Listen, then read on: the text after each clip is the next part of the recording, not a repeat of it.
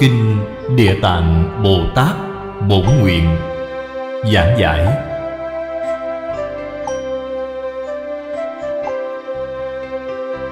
Chủ giảng Lão Pháp Sư Tịnh Không. Giảng tại Tịnh Tông Học hội Singapore. Thời gian tháng 5 năm 1998. Tập 6. Ngũ là 5 loại lớn. Là 5 loại lớn ô nhiễm nghiêm trọng.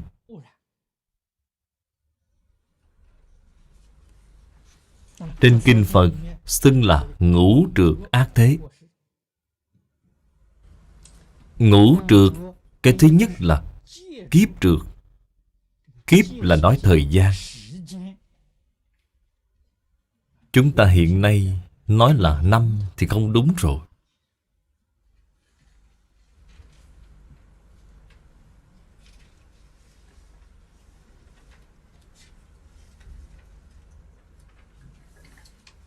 Đây là từ trên thời tiết nhân duyên mà nói.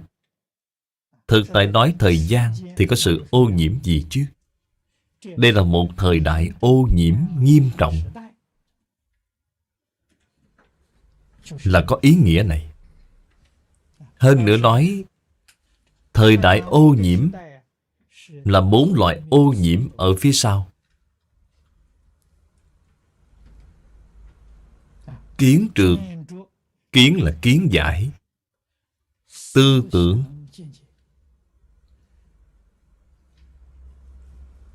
Kiến giải sai lầm. Trong nhà Phật nói tà tri tà kiến. Cách nhìn sai lầm đối với chân tướng của vũ trụ nhân sanh, chính là ô nhiễm ở trên kiến giải. Kế đến là phiền não trược. Dùng lời nói của người hiện nay chính là ô nhiễm. Từ trên tư tưởng. Hai cái này hợp lại chính là ô nhiễm của tâm lý. Tinh thần bị ô nhiễm. Việc này thì nghiêm trọng rồi.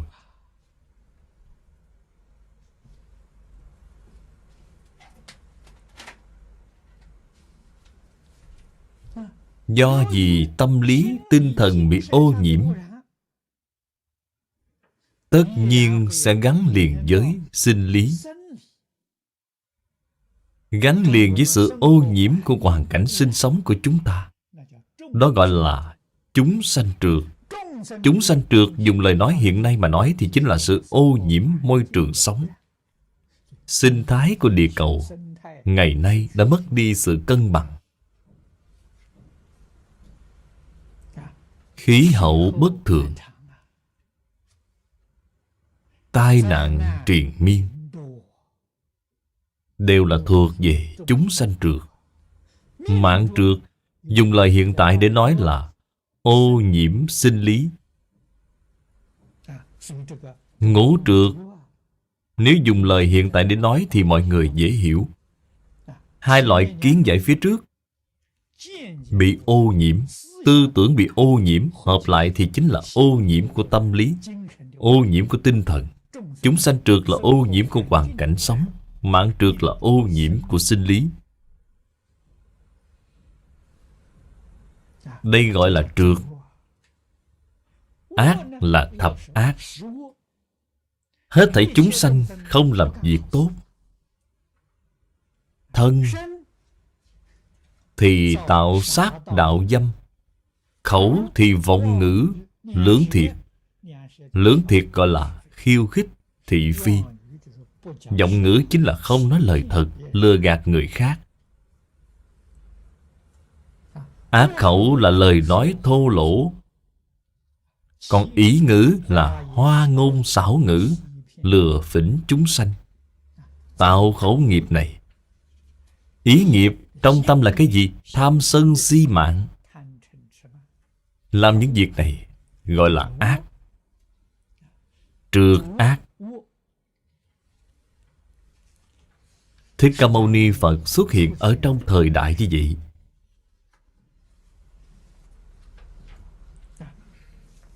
Hiện là thị hiện. Thị hiện bất khả tư nghị đại trí huệ.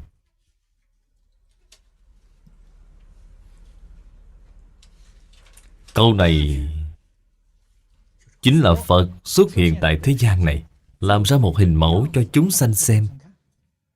Hình mẫu gì vậy? Hình mẫu đại trí huệ. Hiện nay chúng ta nói là làm gương mẫu, làm tấm gương tốt cho xã hội đại chúng, làm mô phạm, làm hình mẫu cho xã hội đại chúng. Ở trong ngũ trược ác thế, Ngài có thể thị hiện như vậy, thì hết thảy chư Phật đều tán thán. Tán thán Phật ở trong đời ác thế, vì chúng sanh mà làm ra tấm gương tốt, làm gương mẫu tốt. Thần thông chi lực. 4 chữ này là nói Ngài biểu hiện ra bên ngoài. Bất khả tư nghị đại trí huệ, đây là ở bên trong. Biểu hiện ra bên ngoài chính là giúp đỡ xã hội này, giúp đỡ hết thảy chúng sanh, nói ra sức mạnh năng lực của Ngài. Thông là thông đạt. Ngài không có điều gì mà không biết.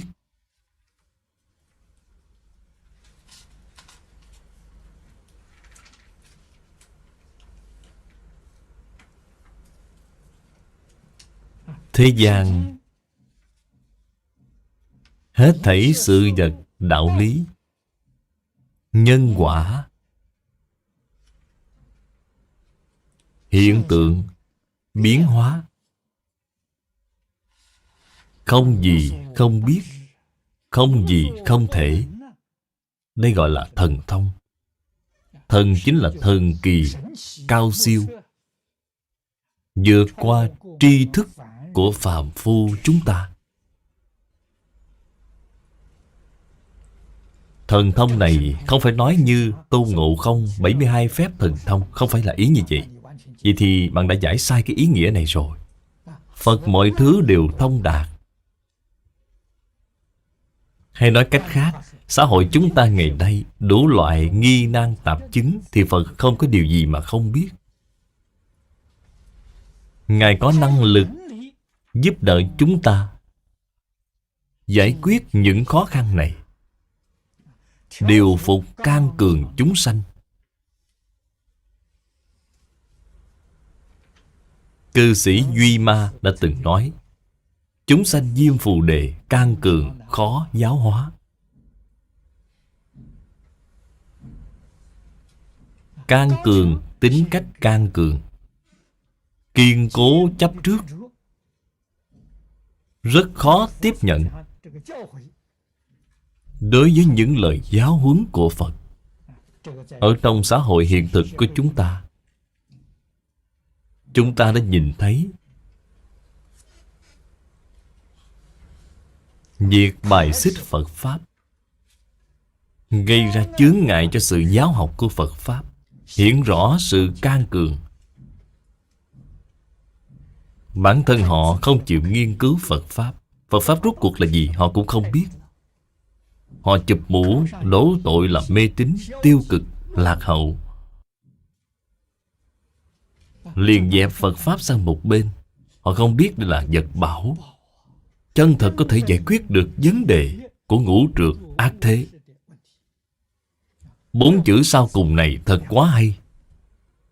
Tri khổ lạc Pháp.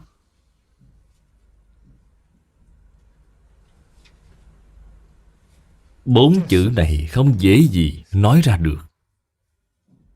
Chúng sanh khổ, vì sao khổ? Chúng sanh mong cầu điều vui, vì sao lại không đạt được?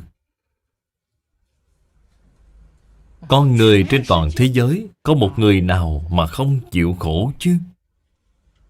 Ai mà không mong cầu niềm vui? Khổ từ đâu mà đến? Vui từ đâu mà đến? Không ai biết cả.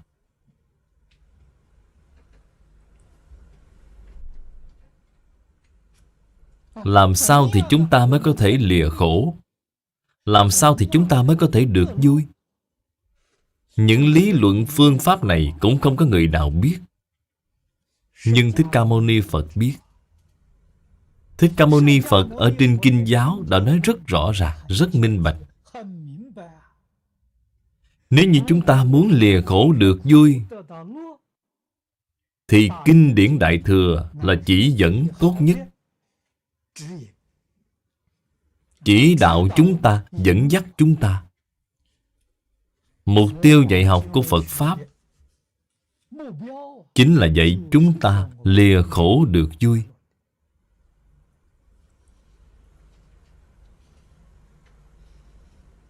Bạn xem sự tán thán của chư Phật đối với Thích Ca Mâu Ni Phật cũng là đem quả để lên đầu tiên, gây sự chú ý cho người. Hai đoạn kinh văn này, nếu như tâm địa thanh tịnh, cảm xúc nhanh nhạy, nhìn thấy hai đoạn kinh văn này, không ai mà không sởn tóc gáy.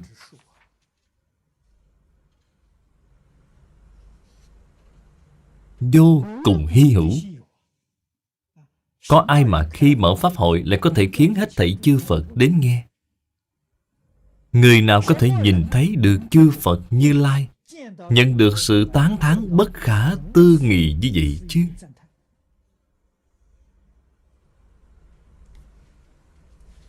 Chư Phật tán thán Thích Ca Mâu Ni Phật, thực tại chính là chư Phật tán thán lẫn nhau. Chúng ta phải hiểu đạo lý này. Phật Phật đạo đồng. Hay nói cách khác, chỉ có chư Phật Như Lai, họ mới chịu đến ngũ trược ác thế này để thị hiện.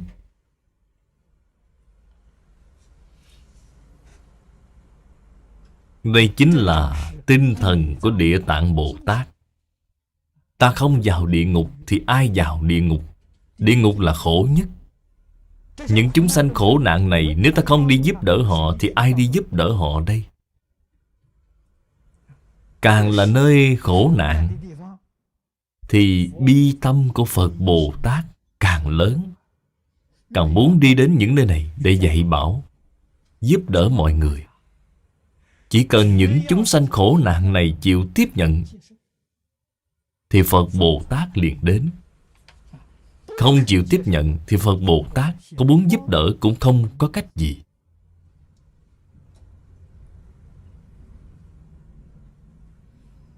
Có thể tin, có thể giải, có thể học, thì Phật Bồ Tát nhất định sẽ xuất hiện ở thế gian này.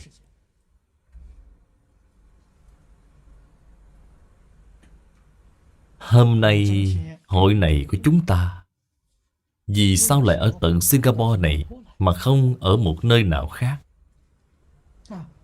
Chúng tôi không có thiên vị,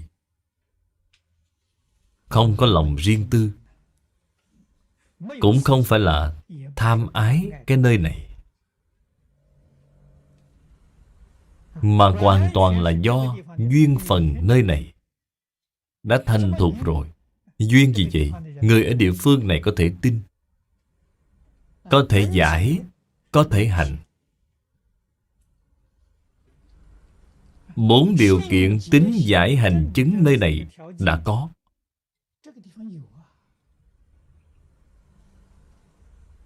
Mười mấy năm nay, chúng tôi ở nơi đây Hoàng Dương Tịnh Độ, khuyên bảo mọi người niệm Phật cầu sanh thế giới Tây Phương Cực Lạc. Trong nhiều năm như vậy, những khu vực như Singapore, Malaysia Người niệm Phật giảng sanh thường nghe nói, thường thường nghe thấy. Cư sĩ Lý Mộc Nguyên vô cùng nhiệt tâm. Rất nhiều đồng tu niệm Phật vào lúc lâm chung, đại đa số đều mời cư sĩ Lý Mộc Nguyên đi trợ niệm, đi giúp đỡ họ lo liệu hậu sự. Ông cũng nhìn thấy thoại tướng tốt đẹp quá nhiều.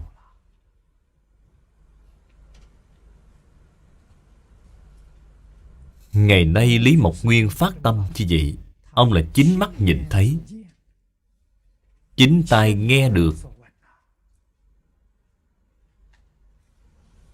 Niệm Phật giảng sanh bất thoái thành Phật là thật, chứ không phải là giả.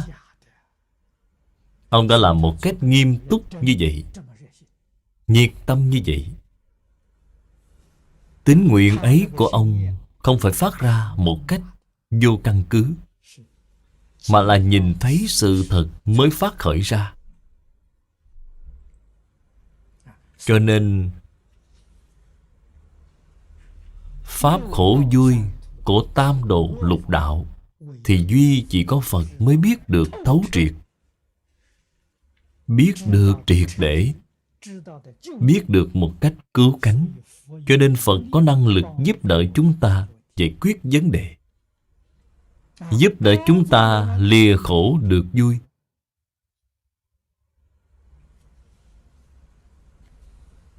Hai đoạn kinh văn này quyết định không thể nào lơ là.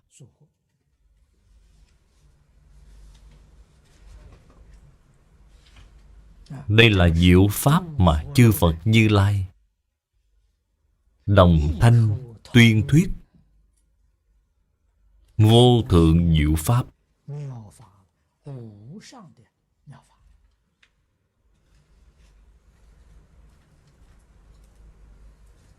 Đoạn kinh văn này chúng ta có thể xem như là tổng cương lĩnh mà Thích Ca Mâu Ni Phật thị hiện tại thế gian này.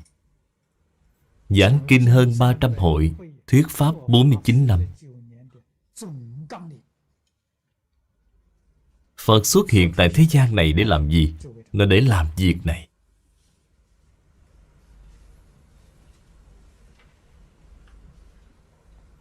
Sau khi tán thán, các vị lại xem phần kinh văn tiếp theo. Các hiển thị giả vấn tấn Thế Tôn. Đây là lễ phép. Phật phái thị giả của các ngài đến hỏi thăm Thích Ca Mâu Ni Phật. Đây là lễ tiết.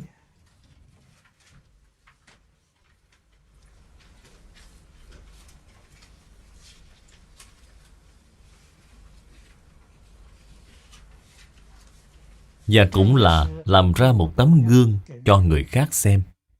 Lễ không thể bỏ qua.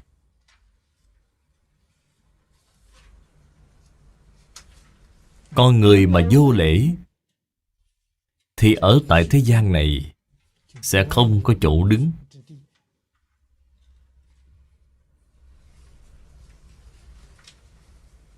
Nhưng người hiện nay đã lơ là lễ tiết, lơ là rồi. Thực tại mà nói, dù việc tu học Phật Pháp có tốt hơn đi nữa, thì quả báo là ở đâu vậy? Quả báo không ở trong nhân đạo, đa số đều ở quỷ đạo. Sau này khi giảng đến những quỷ dương này, sẽ đem cái nhân của quỷ dương nói rõ với các vị, thì các vị sẽ hiểu tu hành Phật Pháp vô cùng tốt, nhưng cống cao ngã mạn, không có lễ tiết. Tương lai quả báo thọ nhận được là quỷ dương ở trong quỷ đạo.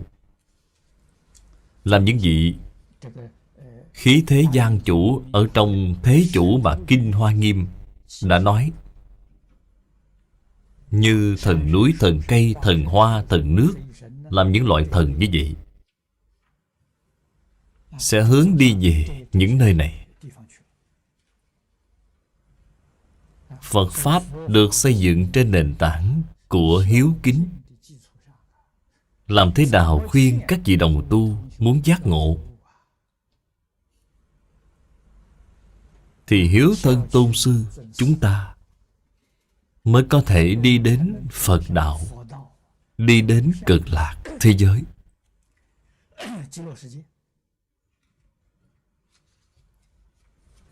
Nếu như không có ý niệm này,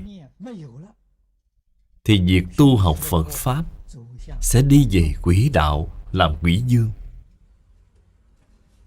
Nếu như bạn thù thắng hơn, thì bạn có thể đi đến thiên đạo. Thiên đạo này là trời dục giới. Trời sắc giới thì bạn không có phần rồi.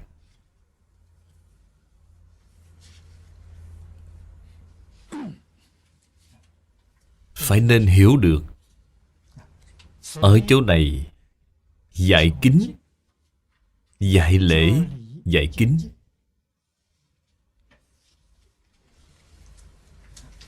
Thị thời Như Lai hàm tiếu, phóng bách thiên vạn ức đại quang minh vân. Chỗ này là hiện thoại tướng.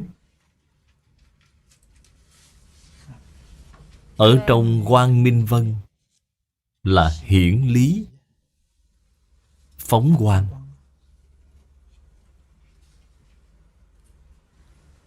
Chúng sanh lợi căn nhìn thấy được ánh quang minh. Tất cả những giáo học của Phật họ đều hiểu rõ, không cần phải dùng lời để nói. Quang minh biểu thị trí huệ. Bách thiên vạn ức đại quang minh vân chính là vô lượng vô biên trí huệ.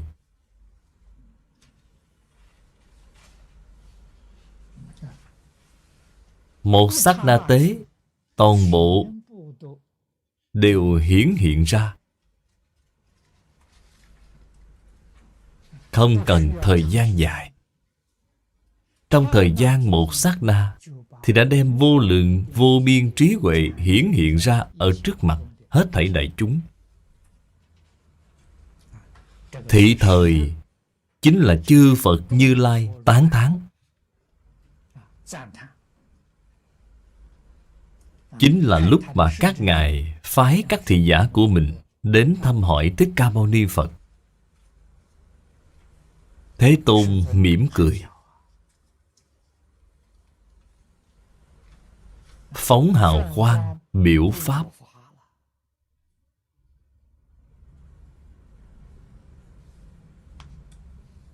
Hào quang từ đâu mà ra vậy? Là quang minh bát nhã vốn có ở trong chân như bổn tánh. Phật vì chúng sanh thuyết hết thảy pháp, lấy điều này làm căn cứ. Phật thuyết hết thảy pháp là từ đâu mà nói ra? Là từ tự tánh vốn có đầy đủ mà lưu lộ ra bên ngoài. Hôm nay đem căn cứ để nói hết thảy pháp trong thoáng chốc hiển bày ra cho mọi người xem.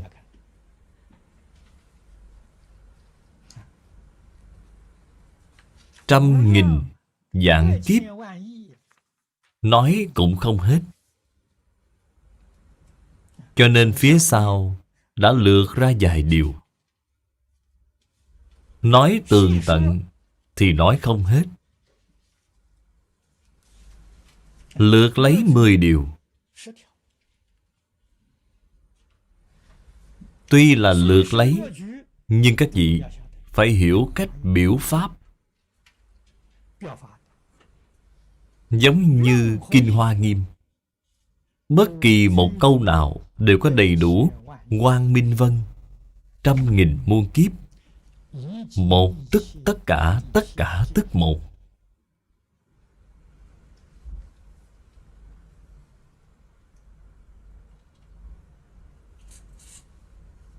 Cho nên chúng ta nghe kinh, nghe pháp, người giảng nếu như là dùng tấm lòng chân thành, dùng lòng cung kính, thì sẽ khởi tác dụng cảm ứng với ánh quang minh của Phật. Phật quang sẽ soi chiếu đạo tràng này. Chính là Đại Quang Minh Vân sẽ chiếu rọi trên không của đạo tràng này. Bên dưới người giảng, người nghe đều sanh vô lượng tâm hoan hỷ. Không phải là người đó giảng hay, nói dịu, không phải vậy. Người hiện nay nói là từ trường không như nhau. Đây là Phật đã gia trì, từ bi gia trì, dùng quang minh nhiếp thọ.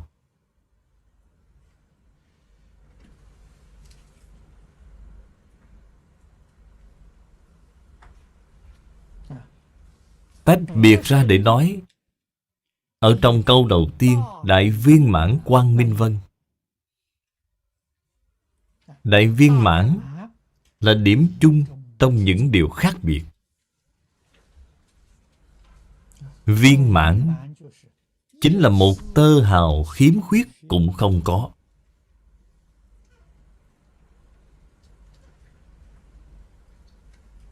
Chính là toàn bộ tánh đức lưu lộ ra. Hết thảy chúng sanh này vì sao mà khởi cảm ứng đạo giao? Vì tâm chúng sanh và tâm Phật không hai, không khác.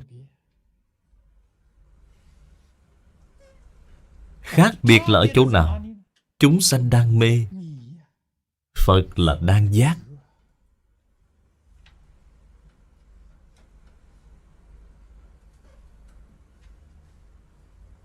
Giác là tâm tánh, mê cũng là tâm tánh. Tâm tánh thì không có giác mê. Chúng sanh thì thường nói có hữu tình chúng sanh. Ngày nay chúng ta nói là động vật. Chúng sanh hữu tình ở trong chính pháp giới. Ngoài chúng sanh hữu tình ra thì còn có chúng sanh vô tình. Ngày nay chúng ta nói là thực vật, khoáng vật.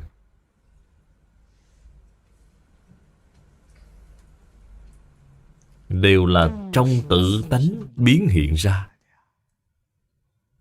Trên Kinh Hoa Nghiêm nói, tình giữ vô tình, đồng viên chủng trí. Viên là viên mãn, đồng viên chủng trí nghĩa là cùng lúc thành Phật. Chính là ý nghĩa này. Vì sao vậy? Vì cùng đồng một pháp thân, cùng đồng một thể tánh. Người giác ngộ thì sơn hà đại địa đều là tự thân. Cùng với chính mình là một thể. Cho nên quan tâm vô điều kiện, yêu thương vô điều kiện. Đây gọi là đại từ đại bi. Cho nên câu thứ hai chính là đại từ bi quang minh vân.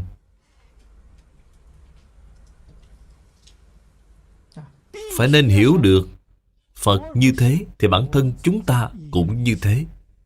Phật hôm nay hiển hiện ra là bất khả tư nghị, tự tánh quang minh vô lượng vô biên. Còn chúng ta ngày nay thì hiển lộ ra là vô lượng vô biên, vô minh phiền não. Chúng ta đã làm thành ra như vậy, hoàn toàn trái ngược lại với tánh đức, biến thành một chúng sanh đáng thương tội nghiệp.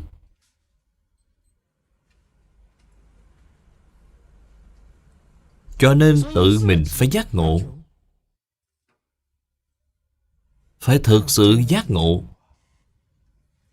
Tự mình phải hồi đầu,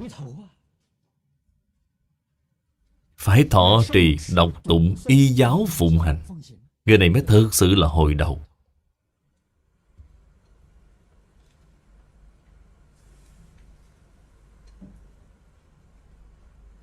Vừa hồi đầu thì sẽ khởi tác dụng cảm ứng đạo giao với đại quang minh vân của Phật.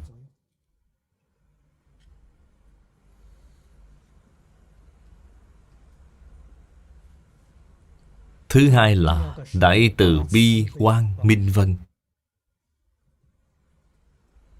Từ bi là chúng ta phát tâm nương theo tứ hoằng thệ nguyện.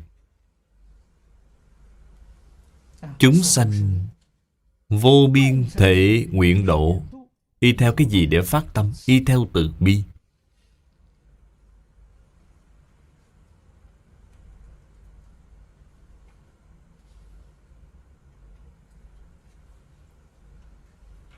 Ba chữ Quang Minh Vân này chính là biểu đạt đức năng của chân tâm tự tánh viên mãn, bát nhã trí huệ vốn có.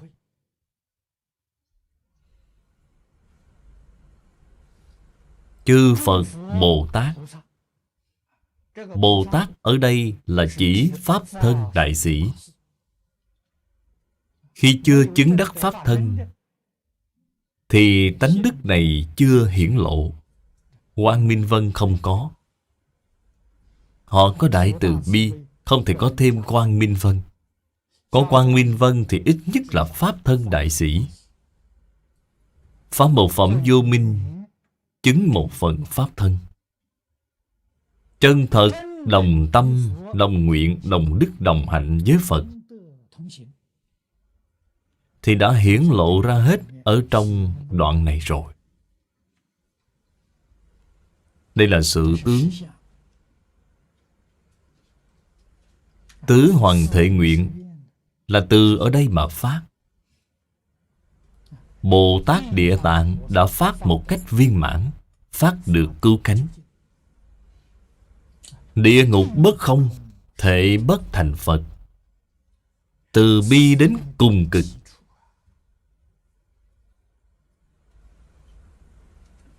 Chúng sanh khổ nạn ở trong địa ngục, Ngài đều muốn đi độ hết, thì huống hồ là ai khác. Đây gọi là phổ độ chúng sanh chính Pháp giới. Khoảng thời gian sau, khi Thích Ca Mâu Ni Phật diệt độ,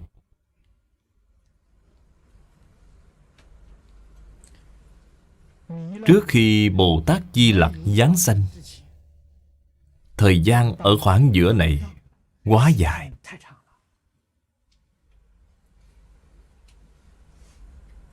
Trong một thời gian lâu dài như vậy, không có Phật xuất thế. Cái khổ của chúng sanh chúng ta không cách gì tưởng tượng được. Phật Bồ Tát lẽ nào không có tâm từ bi? Có. Các ngài làm sao? Ở trong khoảng thời gian này, Phật đã đem sự nghiệp giáo hóa chúng sanh ủy thác toàn bộ lại cho Bồ Tát Địa Tạng. Khi Phật không còn tại thế thì Bồ Tát Địa Tạng chính là người đại diện cho Thích Ca Mâu Ni Phật. Thế Tôn không ủy thác cho một vị Bồ Tát nào khác, mà đem sự việc này ủy thác lại cho Bồ Tát Địa Tạng. Từ đây có thể biết, sau khi Thế Tôn diệt độ và trước khi Di Lặc xuất thế thì dùng phương pháp gì để giáo hóa đối với hết thảy chúng sanh? Là Kinh Địa Tạng Bồ Tát Bổ Nguyện.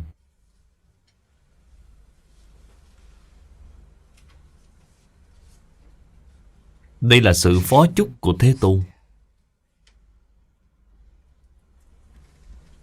Địa Tạng Bồ Tát tiếp nhận lời hủy thác của Thế Tôn, không phụ lòng của Thích Ca Mâu Ni Phật. Ngài đích thực là đã gánh vác lấy trách nhiệm này. Lòng từ bi đã đến cùng cực rồi.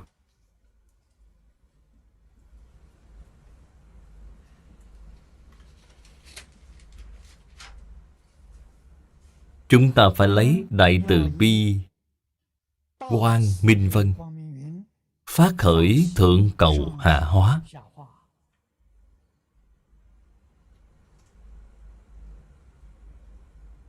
phát Bồ Đề tâm độ chính mình và độ chúng sanh. Câu thứ ba, đại trí huệ quang minh vân. Đây là chỗ mà người tu hành chúng ta cần y cứ. Bất luận là tu học pháp môn nào, không có trí huệ thì không thể thành tựu rồi. Nhất định phải y theo trí huệ. Trí huệ là từ đâu mà đến?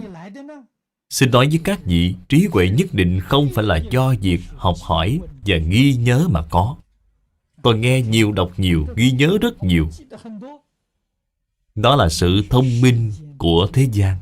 Trên kinh Phật gọi là thế trí biện thông. Thế trí biện thông là một trong 8 nạn trên đường Phật đạo. Bạn đã gặp nạn. Vì sao vậy? Vì đã rơi vào trong sở tri chướng. Cái sở tri đó của bạn đã trở thành chướng ngại. Chướng ngại bạn minh tâm kiến tánh. Chướng ngại bạn đạt được định. Trí huệ là từ đâu mà đến? Trí huệ nhất định là từ trong thiền định mà có. Thiền định từ đó mà có. Thiền định thì nhất định là từ trong việc trì giới mà có. Đây gọi là tam vô lậu học.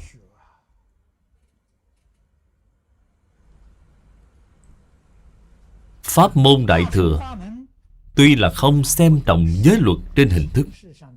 Đại Thừa nói là tâm địa giới pháp, còn thù thắng hơn là hình thức.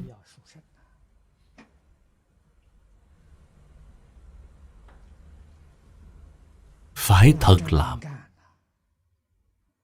Thiền định là tâm thanh tịnh. 6 căn đối với cảnh giới 6 trần bên ngoài. Ngoài không dính tướng, trong không động tâm. Đây gọi là thiền định. Thiền định chân thật. Chúng ta 6 căn tiếp xúc với cảnh giới 6 trần vẫn còn bị cảnh giới bên ngoài cám dỗ, vẫn còn khởi tâm động niệm thì xong rồi.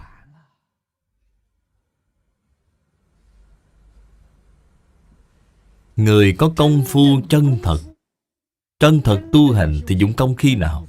Chính là dụng công phu khi 6 căn tiếp xúc với cảnh giới 6 trần.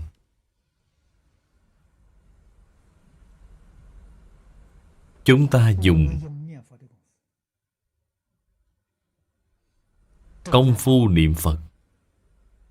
Phương pháp này rất hay. Ý niệm vừa động liền A-di-đà Phật chuyển lại, liền chuyển thành A-di-đà Phật. Vào lúc này giới định huệ tam học cùng lúc đều đầy đủ. Bạn có thể chuyển thì bạn thủ pháp. Đây là trì giới. Nhìn thấy cảnh giới bên ngoài, thuận cảnh thì khởi tham ái. Tâm tham vừa động liền A-di-đà Phật chuyển nó trở lại. Đây chính là trì giới. Nhìn thấy hoàn cảnh không được như ý, trong lòng không vui, A-di-đà Phật cũng chuyển trở lại. Từ việc bạn có thể chuyển trở lại, tiếp nhận giáo huấn của Phật. Phật vì chúng ta làm như vậy thì chúng ta làm như vậy. Đó là trì giới. Sau khi chuyển trở lại rồi, đối với tất cả cảnh giới không quan tâm để ý nữa, quay đầu lại và niệm Phật. Đây là tu định. Một lòng xưng niệm A-di-đà Phật, huệ ở trong đó rồi. Cho nên không biết được sự thù thắng của pháp môn niệm Phật. Bạn xem, một niệm hoàn thành, viên mãn đầy đủ giới định huệ trong đó.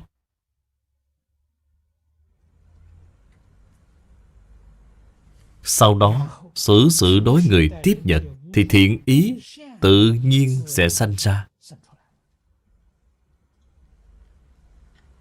Công phu tu hành của bạn sâu cạn,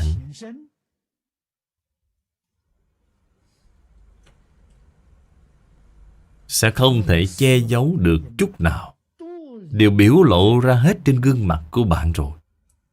Trong âm thanh của bạn, trong mỗi cử động của bạn, hiệu quả sự tu học của bạn,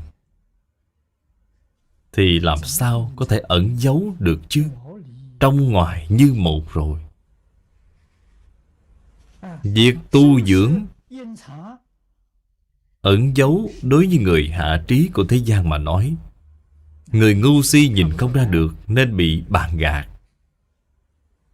Người có trí huệ chân thật thì không giấu họ được rồi.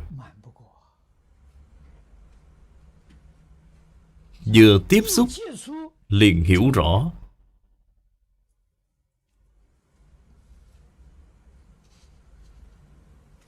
Cho nên đại trí huệ là chỗ nương dựa cho chúng ta tu hành.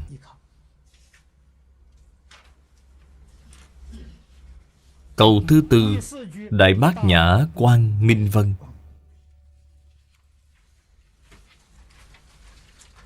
Ý nghĩa của Bát Nhã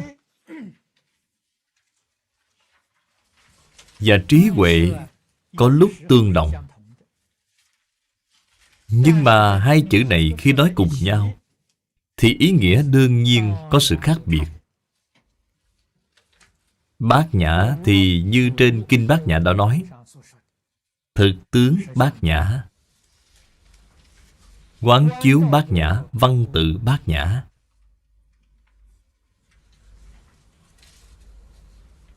Đại trí huệ nói ở phía trước, chúng tôi giải thích thành huệ của giới định huệ.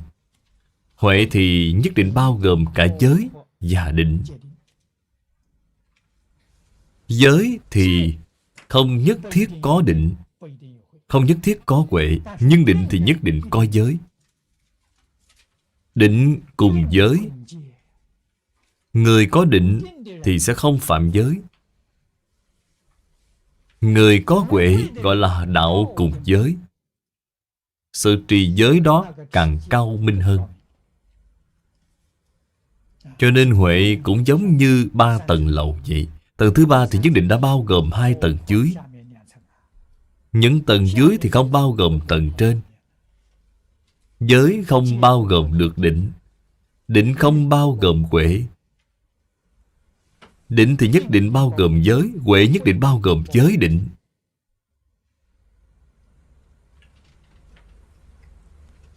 Bát Nhã ở chỗ này, chúng ta y theo cách nói ở trên Kinh Bát Nhã. Thực tướng Bát Nhã là thể.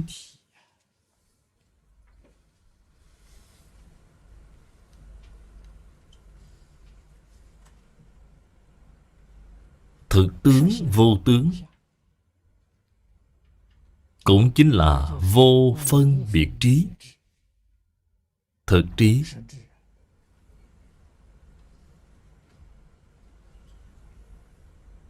Hết thảy pháp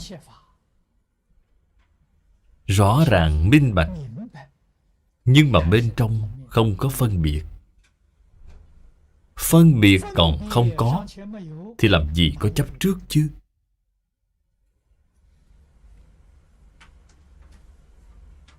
Cho nên gọi là thực tướng Bát Nhã. Thực tướng chính là chân tướng. Họ đã rõ ràng chân tướng. Chúng ta nói hiểu rõ triệt để cứu cánh chân tướng vũ trụ nhân sanh. Trí huệ như vậy là thực tướng Bát Nhã.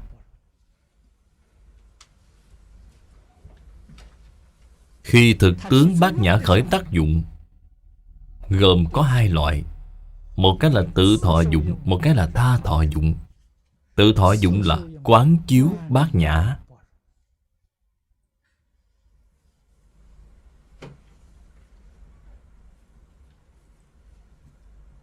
Chúng ta dùng lời hiện nay để nói, quán chiếu Bát Nhã chính là trải qua đời sống trí huệ cao độ, hoặc là giống như trên quả địa của các vị Pháp thân đại sĩ. Họ trải qua cuộc sống trí huệ viên mãn.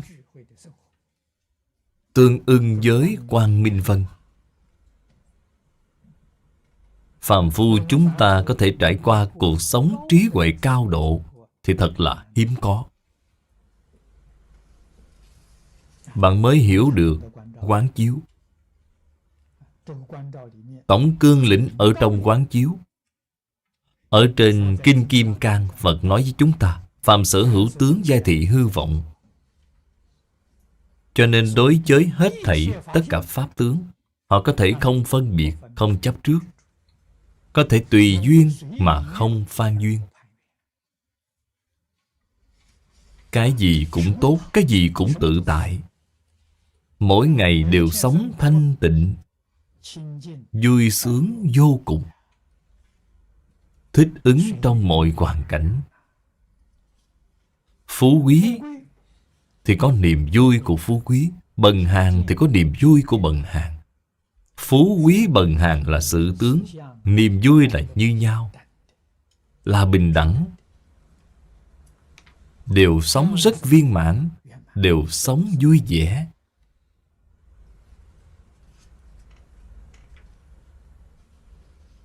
Đây là quán chiếu bát nhã, là thọ dụng của chính mình, đối với chính mình. Văn tự bát nhã chính là lợi tha, tha thọ dụng, giúp đỡ người khác. Trong văn tự thì đã bao gồm ngôn thuyết. Hay nói cách khác, trong quán chiếu đã bao gồm sự tướng, chính là làm ra hình mẫu cho người khác xem. Ngày nay chúng ta nói là thân giáo, văn tự bát nhã là ngôn giáo. Từ đây mới biết thực tướng bát nhã là ý giáo. Thân, ngữ, ý đều là giáo hóa hết thảy chúng sanh, đều là đang giúp đỡ hết thảy chúng sanh. Tuy trong thực tướng nói là ý giáo, nhưng không có ý niệm về ý. Nếu có ý niệm về ý thì đó không phải là trí huệ bát nhã chân thật.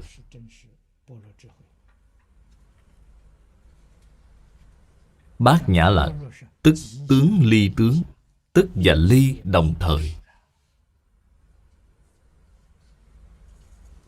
Đây mới có thể phá trừ hết thảy mê hoặc.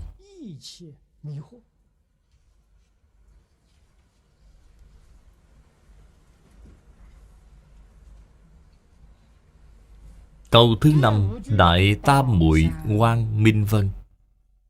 Tam muội là tiếng Phạn, chính là dịch từ âm của tiếng Ấn Độ. Ý nghĩa là chánh thọ, là thọ dụng bình thường.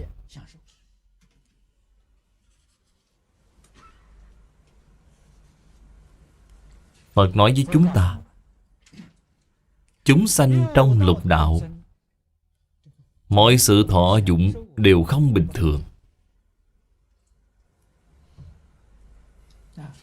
Mọi loại thọ dụng quy nạp thành 5 loại lớn. Thân có 2 loại, có khổ thọ dụng và lạc thọ dụng. Khổ thì vô lượng vô biên, lạc cũng vô lượng vô biên. Dùng 2 loại lớn thì đã bao gồm hết. Tâm lý chúng ta nói là tinh thần. Phần nhục thể thì có khổ, có vui 2 loại. Còn phần tâm lý thì có ưu, có hỷ. Có 2 loại này. Đây chính là 4 loại lớn. Còn một loại lớn nữa, đó là thân.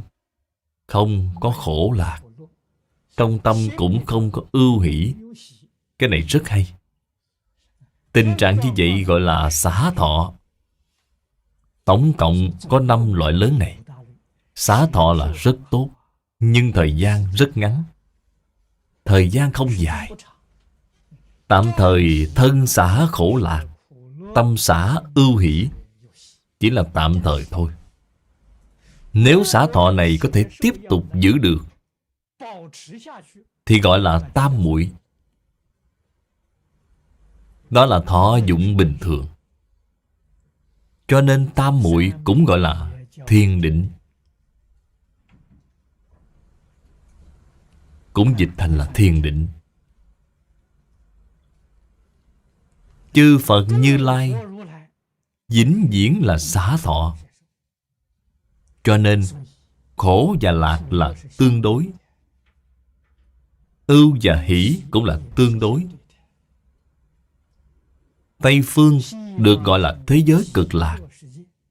Chúng ta luôn luôn dùng cách nghĩ sai lầm của mình để đi định nghĩa cái lạc ở Tây phương, cho rằng lạc ở Tây phương là lạc của khổ lạc, thì sai rồi. Không phải là lạc của khổ và lạc.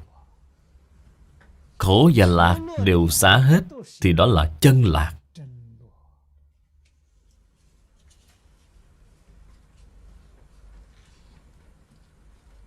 Cho nên đến thế giới Tây phương cực lạc thì khổ lạc ưu hỷ xả, 5 loại thọ dụng này đều không có. Đó mới gọi là thế giới cực lạc. Ý nghĩa này chúng ta phải nên biết. Đại tam muội có thể phá hết thảy chướng ngại. Nhà khoa học hiện tại của chúng ta đã biết được thế gian này có rất nhiều chướng ngại. Thí dụ họ đã phát hiện ra không gian 3 chiều. Chúng ta hiện tại đang sống trong không gian 3 chiều. Còn không gian 4 chiều, không gian 5 chiều thì lão cư sĩ Hoàng Niệm Tổ đã xem báo cáo của các khoa học gia. Ông nói các nhà khoa học đã khẳng định ít nhất có đến 11 chiều không gian đang tồn tại. Phật Pháp mà nói thì không chỉ có như vậy. Chúng ta làm sao mà biết được? Vì chúng ta biết những không gian không đồng duy thứ này từ đâu mà ra. Chúng ta hiểu đạo lý này. Không gian không đồng, Phật nói với chúng ta là vọng tưởng phân biệt chấp trước biến hiện ra. Chúng ta cũng biết được hết thảy chúng sanh vọng tưởng phân biệt chấp trước là vô lượng vô biên. Cho nên thời gian và không gian cũng chính là có vô lượng vô biên chiều. Làm chi mà chỉ có 10 chiều hay 20 chiều chứ? Đây là thật, không phải là giả. Cho dù là trong không gian 3 chiều, là hoàn cảnh chúng ta sống hiện tại, bên trong vẫn có rất nhiều sự chướng ngại rồi. Nói 3 chiều, 4 chiều là nói rộng lớn, bao quát. Cũng giống như nhà Phật, chúng ta nói thập pháp giới. Chúng ta đem mỗi một pháp giới nói thành 1 chiều thì được 10 chiều. Nhất chân pháp giới chính là chiều thứ 11. Nhưng mà mỗi một giới đều có rất nhiều, nói không hết. Giả như bạn muốn đạt được tam muội, an trú ở trong tam muội, vọng tưởng phân biệt chấp trước hết thảy đều đoạn dứt, thì những giới hạn này hết thảy sẽ đột phá. Công phu thiền định sâu cạn không như nhau. Định nhỏ thì đột phá 1 tầng, 2 tầng. Định lớn thì lại có thể đột phá được nhiều tầng hơn. Tình hình này chúng ta biết rất rõ ràng. Thế gian có một số người tu định. Có một vị lão tiên sinh đã kể tôi nghe. Trong thời gian đại chiến thế giới lần thứ 2, ông ở tại Giang Tây.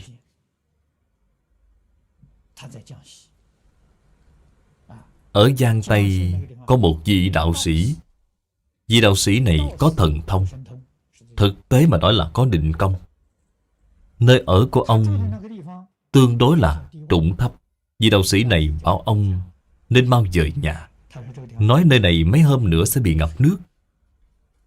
Vị đạo sĩ cũng ở gần đó. Ông liền phái người đi xem vị đạo sĩ kia có dọn nhà hay không. Đạo sĩ mà dời nhà thì ông cũng phải dời.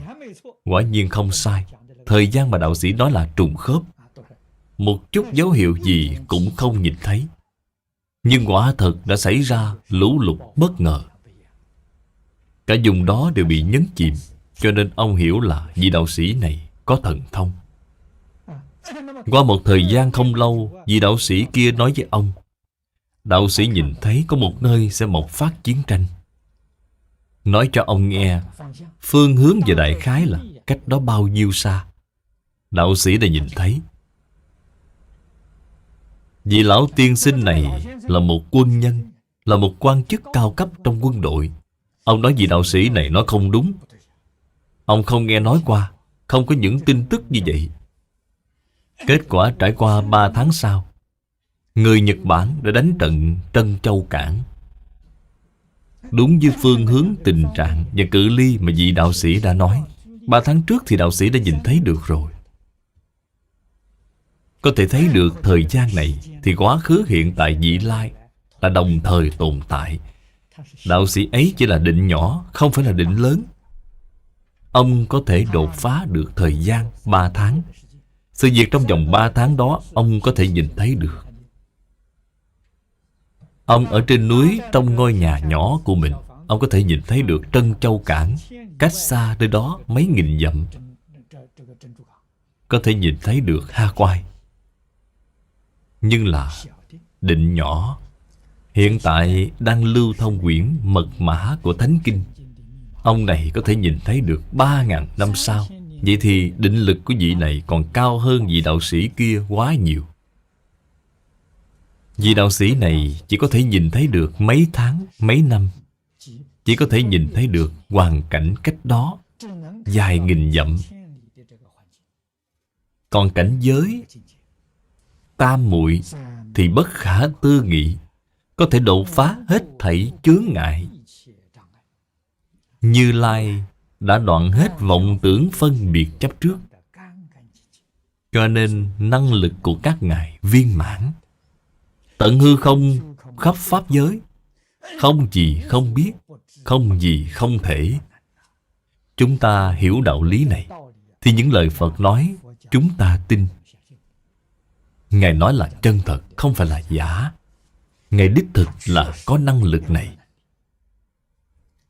Năng lực này các ngài có, chúng ta cũng có. Ngày nay năng lực này của chúng ta mất đi rồi. Chính là vì chúng ta không có định. Trong tâm ngày ngày đều là vọng tưởng phân biệt chấp trước. Thiệt thòi là chỗ này. Chúng ta nhất định phải giác ngộ, phải hiểu rõ. Tốt rồi, hôm nay chúng ta chỉ nói đến đây thôi. A Di Đà Phật.